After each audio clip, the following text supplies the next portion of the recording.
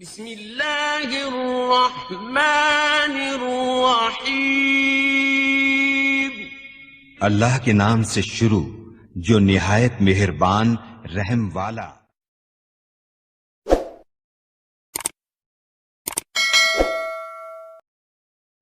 اسٹرونومی کی سب سے بڑی تحقیق کیا ہے؟ اسٹیفن ہاکنگ نے یہ کہا کہ کائنات پھیل رہی ہے، میں دیکھ رہا ہوں گیلیکسی میں سٹارز دور دور ہو رہے ہیں اور پھیل رہی ہے یہ کائنات۔ اور قرآن کہتا ہے وَالسَّمَاءَ بَنَيْنَاهَا بِأَيْدٍ وَإِنَّا لَمُوسِعُونَ، آسمان کو ہم نے اپنے دست قدرت سے بنایا ہے اور اس کو ہم قیامت تک پھیلاتے رہیں گے۔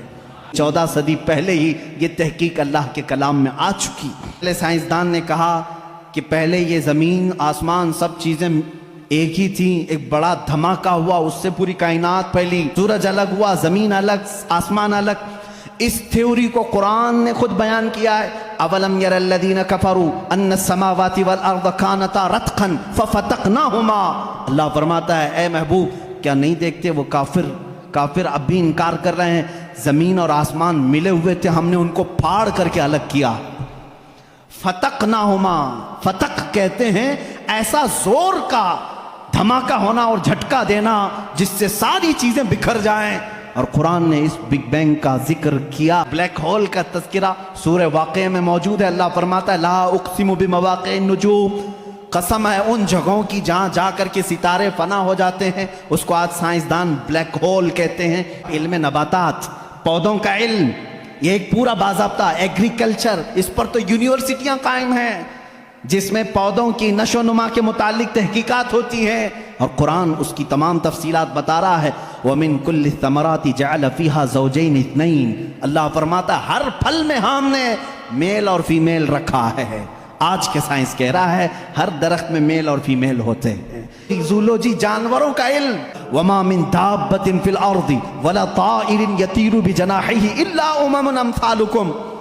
ایک سائنسدان ہے، اس نے سب سے پہلے کہا جانوروں میں بھی انسانوں جیسی کچھ عادتیں ہیں، میں نے ان پر تحقیق کی ہے۔ اس سائنسدان نے کہا، اور رب تعالیٰ فرماتا ہے زمین میں کوئی جانور ایسا نہیں اور اڑنے والے پرندوں میں کوئی ایسا نہیں، الا امم امثالکم، وہ سب کے سب تمہارے جیسی سوسائٹی رکھتے ہیں، ان کے اپنی برادریاں ہوتی ہیں، ایک ہی خاندان کے ساتھ اڑتے ہیں، آتے ہیں، جاتے ہیں۔ قرآن اس بات کو پہلے بتا چکا ہے۔ چونٹیوں کا علم، ایک سائنسدان ہے، اس نے کہا ہے کہ چونٹیاں بات کرتی ہیں اور یہ سب ایک دوسرے کے کانٹیکٹ میں آ کر کے ہی کام کرتی ہیں۔ اور قرآن کہہ رہا ہے سورہ نمل پوری چونٹیوں کی آیت سورہ ہے، اللہ تعالیٰ فرماتا حتی اذا اتوا علی واد النمل قالت نملۃ یا ایھا النمل ادخلوا مساکنکم، جب سلیمان علیہ السلام اپنے لشکر کے ساتھ سے گزر رہے تھے تو ایک چونٹیوں کی وادی کے پاس آ پائے، تو اللہ فرماتا ہے چونٹیوں کی جو بڑی سردار تھی اس نے ساری چونٹیوں سے کہا یا ایھا النمل ادخلوا مساکنکم، اے چونٹیوں جلدی جلدی اندر داخل ہو جاؤ، کہیں سلیمان علیہ السلام کا لشکر تمہیں بے خبری میں روند نہ جائے۔ شہد کی مکھی پر ایک بندہ ہے جس نے ریسرچ کیا اور اس کو نوبل پرائز ملا ہے۔ یہ 1975 میں 1975 میں ایک سائنسدان نے تحقیق کر کے بتایا شہد کی مکھیاں کمیونیکیشن کرتی ہیں، ایک دوسرے سے رابطہ کرتی ہیں، اور ان کو ایک ملکہ ہوتی ہے اور وہ آرڈر دیتی ہے اور اس کے آرڈر کے اعتبار سے سب جاتی ہیں۔ اور قرآن میں دیکھو رب تعالیٰ فرماتا ہے وَأَوْحَى رَبُّكَ إِلَى النَّحْلِ أَنِ اتَّخِذِ مِنَ الْجِبَالِ وَمِنَ الشَّجَرِ بُيُوتًا فَاسْلُكِي سُبُلَ رَبِّكِ ذُلُلًا يَخْرُجُ مِن بُطُونِهَا شَرَابٌ مُخْتَلِفٌ أَلْوَانُهُ فِيهِ شِفَاءٌ لِلنَّاسِ۔ اللہ فرماتا ہے تمہارے رب نے شہد کی مکھی کو یہ علم دیا ہے، اور شہد کی مکھی کا جو ورڈ یوز ہوا ہے عربی میں وہ مؤنث یوز ہوا ہے۔ اللہ قرآن میں فرماتا ہے مکھا نہیں مکھی۔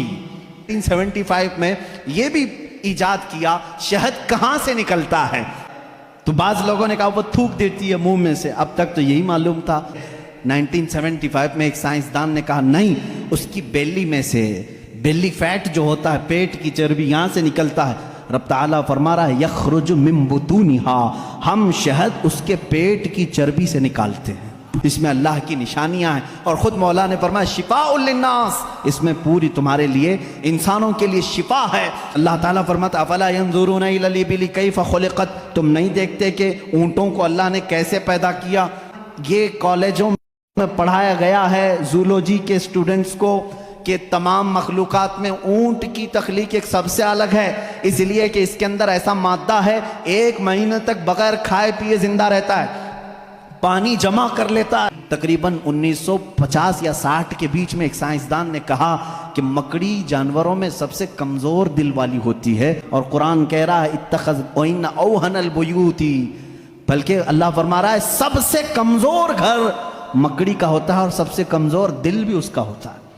شہد کو ہی لے کر کے آج ریسرچ ہوئے ہیں، شہد کے اندر اللہ نے فرمایا فیہ شفاء للناس، اس میں لوگوں کے لیے شفا ہے۔ اور ورلڈ وار 2 کے ٹائم پہ اکثر زخمیوں کو شہد لگا کر کے صحیح کیا گیا۔ امبریولوجی کیا ہے؟ یہ علم الجنین، بچے کی ولادت کے جو معاملات ہوتے ہیں، کہا گیا ہے کہ سب سے پہلے پانی کا ایک قطرہ مرد کے نطفے سے گا کر ماں کے رحم مادر میں جمع ہوتا ہے۔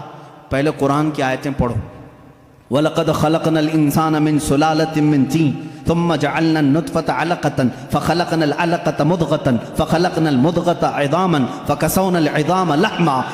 اللہ تعالیٰ نے اس آیت کو، اس طرح کی آیت کو 3 یا 4 مرتبہ، انسان کی تخلیق کیسے ہوئی، رب فرماتا ہے اللہ تعالیٰ نے نطفے سے تمہیں پیدا کیا، نطفے سے، منی جو مرد کی ہوتی ہے، اس میں ایک بار کی منی میں تقریباً 30 لاکھ سپم ہوتے ہیں، جو جا کر کے عورت کے اوم میں، یعنی اس کے بیضے ہوتے ہیں، انڈے ہوتے ہیں، اس میں ٹکراتا ہے اور جا کر کے فکس ہو گیا، پھر بچے کی ولادت وہاں سے شروع ہوتی ہے۔ 30 لاکھ میں سے ایک ہی جاتا ہے، 30 لاکھ میں سے ایک ہی جاتا ہے۔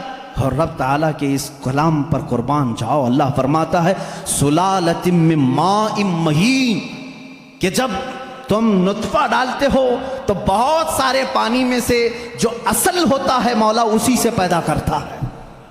سلالہ کہتے ہیں سب سے قیمتی چیز، اس میں سے جو اصل ہے اسی سے پیدا کرتا ہے۔ پھر اس کے بعد اللہ تعالیٰ نے فرمایا ہم اس کے ذریعے سے علقہ بناتے ہیں، اور آج ڈاکٹرز کہہ رہے ہیں نطفے کے بعد اگر سب سے پہلے بچے میں کچھ بنتا ہے تو وہ گم ٹائپ کا ایک خون بنتا ہے، جس کو قرآن بتا رہا ہے۔ یہ ساری چیزیں سونوگرافی کے بعد معلوم ہوتی ہیں۔ سب سے پہلے چیز کیا بنتی ہے انسان کی، یہ بھی تحقیقات سائنس کر چکا ہے۔ سب سے پہلے بچے کے نطفے کے بعد علقہ، مضغہ، اور اس کے بعد اس پر چمڑی آتی ہے۔ 24 ویکس ہوتے ہیں اگر پریگننسی کے، تو سب سے پہلے وہ جنین میں سننے کی چیز آتی ہے۔ کیا؟ سننے کی چیز۔ اس کے بعد اس کے اندر محسوس کرنے کی، دیکھنے والی چیز آ جاتی ہے 27 ویکس کے بعد۔ پھر اس کے بعد اس کی ہارٹ بیٹ بھی شروع ہوتی ہے۔ اب قرآن کی آیت پڑھو، اللہ فرماتا ہے وَجَعَلَ لَكُمُ السَّمْعَ وَالْأَبْصَارَ وَالْأَفْئِدَةَ قَلِيلًا مَا تَشْكُرُونَ، ہم نے تمہارے ماں کے پیٹ میں سب سے پہلے سننے کی طاقت دی، دیکھنے کی طاقت دی، پھر دھڑکنے والا دل عطا کی۔